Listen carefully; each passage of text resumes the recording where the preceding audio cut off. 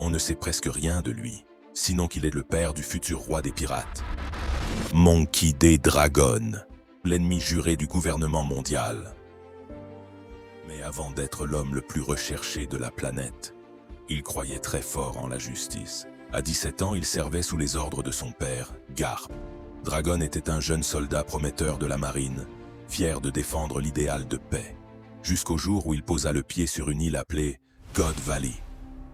Ce qu'il y a vu là-bas ne s'oublie pas. Des esclaves enchaînés, jetés dans une arène, forcés à s'entretuer pour divertir les dragons célestes. Et au milieu de cette barbarie, le gouvernement souriait. Ils écrivaient l'histoire comme ça les arrangeait et effaçaient tout ce qui ne pouvait satisfaire leurs intérêts. Ce jour-là, le soldat est mort, et quelque chose d'autre a pris sa place. Une colère froide, une certitude. Ce monde n'est pas juste, il ne peut pas être réformé, il doit être renversé. Alors Dragon a quitté la marine, tourné le dos à tout ce qu'il avait cru juste. Et dans l'ombre, il fonde l'armée révolutionnaire, pas pour le pouvoir, mais pour briser l'ordre établi. Peu après, il trouve Sabo, un enfant brisé par la noblesse. Dragon le recueille, le forme, le libère. Il ne veut pas transmettre un nom, mais un flambeau, celui du renouveau. Autour de lui, les figures les plus puissantes du monde souterrain s'alignent. Ivankov, Kuma, Morley, Karasu.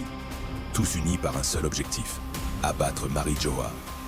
Dragon connaît ses ennemis, les dragons célestes, les Gorosei, et peut-être même Imu. Il sait que la guerre approche, et il est prêt. Mais malgré ses idéaux, il n'a jamais oublié son rôle de père. Le jour où Luffy aurait dû mourir à Locktown, c'est lui qui a arrêté la lame de Smoker, silencieusement, sans attendre un merci. Car protéger Luffy, c'est déjà défier le monde. Dragon n'est pas un héros. Il est la lueur d'espoir qu'attendaient les opprimés. Monkey D. Dragon, le vent du renouveau, une tempête à venir.